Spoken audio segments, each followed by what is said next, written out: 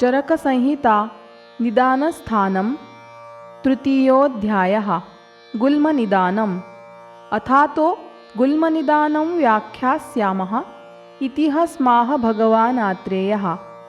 इह खलु पञ्चगुल्मा भवन्ति तद्यथा वातगुल्मः, पित्तगुल्मः, श्लेष्मगुल्मो, निचयगुल्मः, शोणितगुल्म इति। एवं वादिनं भगवन्तमात्रेयमग्निवेश उवाच। कथमिह भगवन् पञ्चानां गुल्मानां विशेषमभिजानीमहे। न हि अविशेषविद् रोगाणाम् औषधविदपि भिषक् प्रशमनसमर्थो भवतीति। तमुवाच भगवान् आत्रेयः। समुत्थानपूर्वरूपलिङ्गवेदनोपशयविशेषेभ्यो विशेषविज्ञानं गुल्मानां भवति अन्येषां च रोगाणाम् अग्निवेश। तत्तु खलु गुल्मेषूच्यमानं निबोध। यदा पुरुषो वातलो विशेषेण ज्वरवमनविरेचनातिसाराणामन्यतमेन कर्षणेन कर्षितो वातलमाहारमाहरति, शीतं वा विशेषेण अतिमात्रम् अस्नेहपूर्वे वा वमनविरेचने पिबति, अनुदीर्णां वा छर्दिमुदीरयति, उदीर्णान् वातमूत्रपुरीषवेगान् निरुणद्धि, अत्यशितो वा पिबति नवोदकमतिमात्रम्, अतिसंक्षोभिणा वा यानेन याति, अतिव्यवाय व्यायाम मद्यशोकरुचिर्वा अभिघातमृच्छति वा, विषमासन शयनस्थानचङ्क्रमणसेवी वा भवति, अन्यद्वा किञ्चिदेवंविधं विषममतिमात्रं व्यायामजातमारभते, तस्यापचाराद्वातः प्रकोपमापद्यते। स प्रकुपितो वायुर्महास्रोतोऽनुप्रविश्य रौक्ष्यात् कठिनीभूतमाप्लुत्य पिण्डितोऽवस्थानं करोति, हृदि बस्तौ पार्श्वयोर्नाभ्यां वा। स शूलमुपजनयति ग्रन्थींश्चानेकविधान्, पिण्डितश्चावतिष्ठते, स पिण्डितत्वाद् गुल्म इति अभिधीयते। स मुहुराधमति मुहुरल्पत्वमापद्यते, अनियत विपुलाणुवेदनश्च भवति चलत्वाद्वायोः, मुहुः पिपीलिका सम्प्रचार इवाङ्गेषु, तोदभेद स्फुरणायाम संकोच सुप्तिहर्ष प्रलयोदय बहुलः, तदातुरः सूच्येव शङ्कुनेव चाभिसंविद्धमात्मानं मन्यते, अपि च दिवसान्ते ज्वर्यते, शुष्यति चास्यास्यम्, उच्छ्वासश्चोपरुध्यते, हृष्यन्ति चास्य रोमाणि वेदनायाः प्रादुर्भावे, प्लीहाटोपान्त्रकूजनाविपाकोदावर्त अङ्गमर्दमन्याशिरः शङ्ख शूलब्रध्न रोगाश्चैनमुपद्रवन्ति, कृष्णारुणपरुषत्वङ्नखनयनवदनमूत्रपुरीषश्च भवति, निदानोक्तानि चास्य नोपशेरते, विपरीतानि चोपशेरत इति वातगुल्मः। तैरेव तु कर्षणैः कर्षितस्य अम्ललवणकटुकक्षारोष्ण तीक्ष्ण शुक्तव्यापन्नमद्य हरितकफलाम्लानां विदाहिनां च शाकधान्यमांसादीनामुपयोगादजीर्णाद्यशनाद् रौक्ष्यानुगते चामाशये वमनमतिवेलं सन्धारणं वातातपौ चातिसेवमानस्य, पित्तं सह मारुतेन प्रकोपमापद्यते। तत्प्रकुपितं मारुत आमाशयैकदेशे संवर्त्य तानेव वेदनाप्रकारानुपजनयति, य उक्ता वातगुल्मे।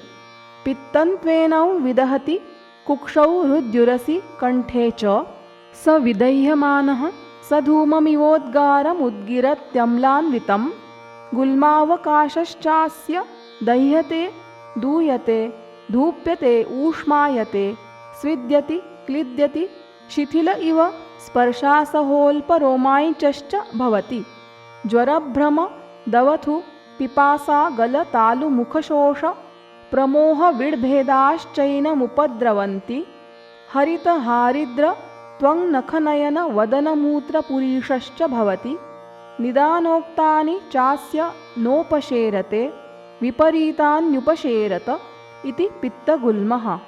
तैरेव तु कर्शनैः कर्षितस्यात्यशनादतिस्निग्धगुरुमधुरशीताशनात् पिष्टेक्षुक्षीरतिलमाशगुणविकृतिसेवनात् मन्दकमद्य अतिपानाद् हरितकातिप्रणनयाद् आनूपौदकग्राम्यमांसातिभक्षणात् सन्धारणाद् अबुभुक्षस्य चातिप्रगाढमुदपानात् संक्षोभणाद्वा शरीरस्य श्लेष्मा सहमारुतेन प्रकोपमापद्यते। तं प्रकुपितं मारुत आमाशयैकदेशे संवर्त्य तानेव वेदनाप्रकारानुपजनयति य उक्ता वातगुल्मे श्लेष्मात्वस्य शीतज्वरारोचकाविपाक अङ्गमर्दहर्ष हृद्रोगच्छर्दि निद्रालस्य स्थैमित्य गौरव शिरोभितापानुपजनयति।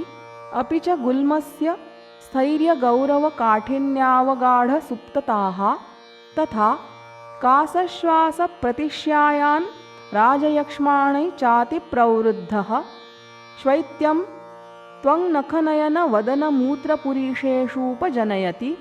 निदानोक्तानि चास्य नोपशेरते विपरीतानि चोपशेरत इति श्लेष्मगुल्मः। त्रिदोषहेतुलिङ्गसन्निपाते तु सान्निपातिकं गुल्ममुपदिशन्ति कुशलाः। स विप्रतिषिद्धोपक्रमत्वादसाध्यो निचयगुल्मः। शोणितगुल्मस्तु खलु स्त्रिया एव भवति न पुरुषस्य गर्भकोष्ठार्तवागमनवैशेष्यात् पारतन्त्र्यादवैशारद्यात् सततमुपचारानुरोधाद्वा वेगानुदीर्णानुपरुन्धत्या आमगर्भे वाप्यचिरपतितेऽथवाप्यचिरप्रजाताया ऋतौ वा वातप्रकोपणानि आसेवमानायाः क्षिप्रं वातः प्रकोपमापद्यते। स प्रकुपितो योनिमुखमनुप्रविश्यार्तवमुपरुणद्धि मासि मासि तदार्तवमुपरुध्यमानं कुक्षिमभिवर्धयति।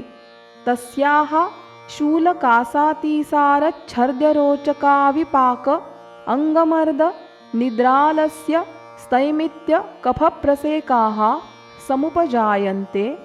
स्तनयोश्च स्तन्यम् ओष्ठयोः स्तनमण्डलयोश्च कार्ष्ण्यम् अत्यर्थं ग्लानिश्चक्षुषोः मूर्च्छा हृल्लासः दोहदः श्वयथुश्च पादयोः ईषच्चोद्गमो रोमराज्याः योन्याश्चाटालत्वम् अपि च योन्या दौर्गन्ध्यमास्रावश्चोपजायते।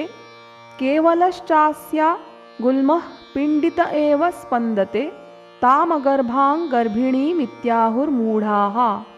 एषां तु खलु पैचानां गुल्मानां प्रागभिनिर्वृत्तेरिमानि पूर्वरूपाणि भवन्ति। तद्यथा अनन्नाभिलषणम् अरोचकाविपाकौ अग्निवैषम्यं विदाहो भुक्तस्य पाककाले चायुक्त्या छर्द्योद्गारौ वातमूत्रपुरीषवेगानाय चाप्रादुर्भावः प्रादुर्भूतानाय चाप्रवृत्तिरीषदागमनौ वा वातशूलाटोपान्त्रकूजन अपरिहर्षणातिवृत्तपुरीषताः अबुभुक्षा दौर्बल्यं सौहित्यस्य चासहत्वमिति।